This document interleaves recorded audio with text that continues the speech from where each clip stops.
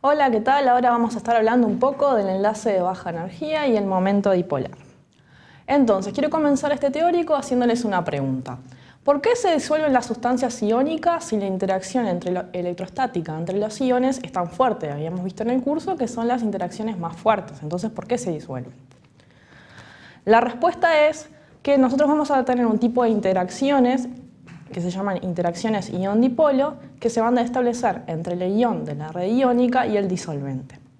Siempre se va a disolver cuando la magnitud de la interacción ion-dipolo compense la energía reticular y las fuerzas intermoleculares en el propio disolvente.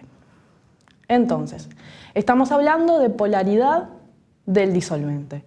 Para recordar un poco, ¿cómo se puede clasificar en el modelo clásico las distintas sustancias? Entonces hablamos que teníamos moléculas dentro del enlace covalente, teníamos moléculas apolares si tenemos una diferencia de electronegatividad cercana a cero. Si tenemos una diferencia de electronegatividad entre 1 y 1,5, 2, podemos hablar de que tenemos un enlace covalente polarizado, por tanto una molécula covalente polar. Y si superamos una diferencia de electronegatividad entre los átomos, estamos hablando de mayor a 2, estamos hablando de un enlace iónico. Entonces, para hablar un poco del momento dipolar de una molécula, ¿cómo se calcula? El momento dipolar va a ser la suma vectorial de todos los momentos dipolares de enlace. O sea, tenemos que considerar cada uno de los enlaces, vamos a dibujar el vector suma, y ese vector suma va a ser el resultante de todos los momentos dipolares individuales de cada uno de los enlaces. Entonces, por ejemplo, acá tenemos el caso del amoníaco, donde el nitrógeno es más electronegativo que el hidrógeno, por tanto están las flechitas apuntando hacia el nitrógeno, y tenemos un par de electrones no enlazantes donde la flecha se dibuja hacia arriba. El momento dipolar resultante va a ser de 1,46 Deutsches. En cambio, con el trifluoruro de nitrógeno, el flúor es el elemento más electronegativo, por tanto las flechas van a estar apuntando hacia el flúor y también tenemos una flecha que apunta hacia arriba debido al par de electrones no enlazantes. Pero en este caso, la resultante van a ser la suma de estos tres más el que apunta hacia arriba, por tanto el momento dipolar resultante va a ser menor de 0,24 Deutsches, lo que nos indica que esta molécula es menos polar que esta otra. Entonces, vamos a hablar, dijimos, de fuerzas intermoleculares. Primero, nosotros a lo largo del curso dimos las distintas fuerzas intramoleculares como el enlace covalente, el enlace iónico y el enlace metálico. Ahora lo que vamos a hablar es del enlace entre moléculas, o sea, las fuerzas intermoleculares. Como verán, tenemos una variedad de ellas.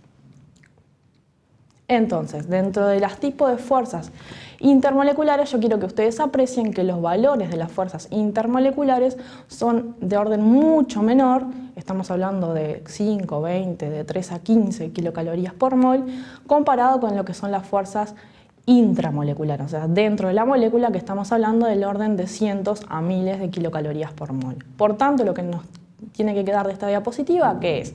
Que las fuerzas intermoleculares son mucho más débiles que las fuerzas intramoleculares.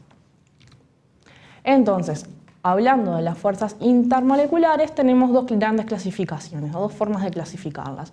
Una es donde las fuerzas de interacción van a ser de carácter electrostático, las que son las fuerzas ion-dipolo, y por último las que se llaman las fuerzas de Van der Waals, que en realidad están englobando diferentes tipos de interacciones, como son dipolo-dipolo, enlace de hidrógeno, dipolo-dipolo inducido y las fuerzas de dispersión de London, o fuerzas de London. Entonces vamos a hablar un poquito en detalle de cada una de ellas.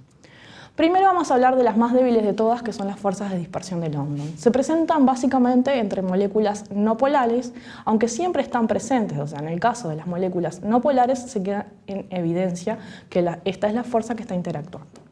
La intensidad de la fuerza va a depender de la cantidad de electrones de la molécula.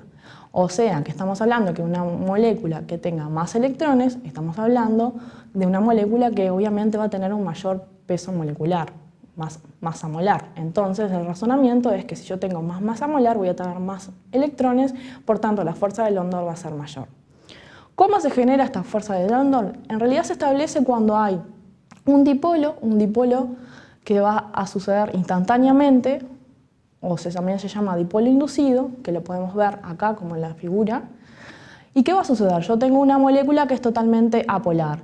En esta zona, la molécula apolar va a sentir la presencia de los electrones del dipolo instantáneo y por tanto en esta zona los electrones se van a desplazar hacia la otra parte de la molécula, obviamente por repulsión de cargas.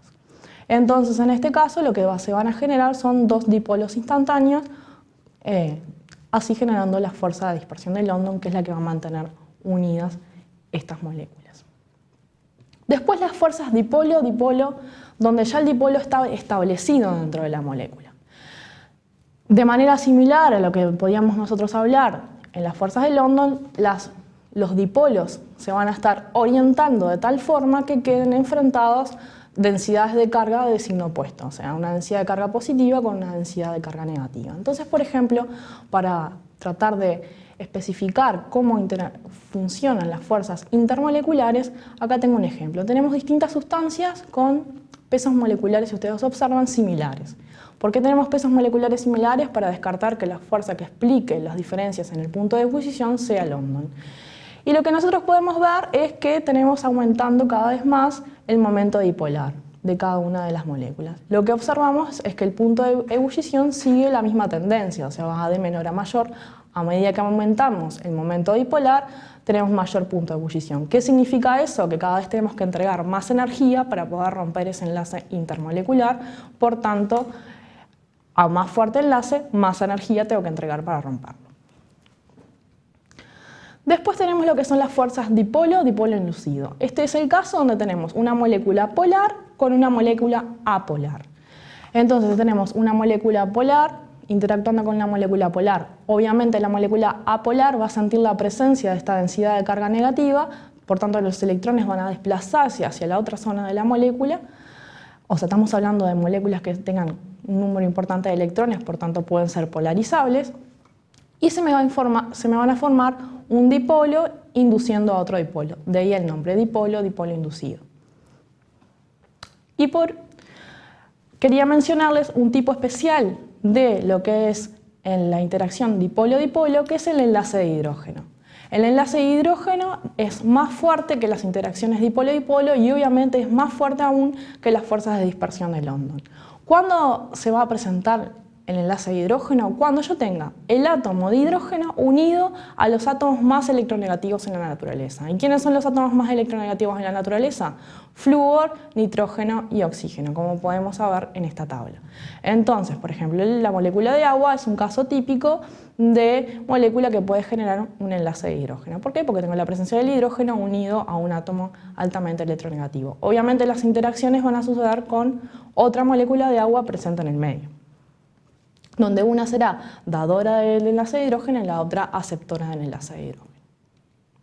Y por último, decíamos que estas no son dentro de las fuerzas de Van der Waals, sino que son un tipo de interacción electrostáticas, que fue como comenzamos este teórico, que son las interacciones ión-dipolo. Son las interacciones justamente entre un ión y un polo de una molécula polar de carga opuesta, o sea, una densidad de carga opuesta. La magnitud de la atracción va a aumentar conforme aumente la densidad de carga del ión y la carga del dipolo. ¿Qué estamos diciendo? Que si yo tengo un dipolo de mayor intensidad, la intensidad de la interacción ión-dipolo será mayor. Y si yo tengo una densidad de carga mayor dentro del ión, o sea, estamos hablando de iones de radio pequeño y alta carga, también vamos a tener una interacción más fuerte. Muy bien, eso es lo que quería comentarles de acuerdo al enlace de baja energía.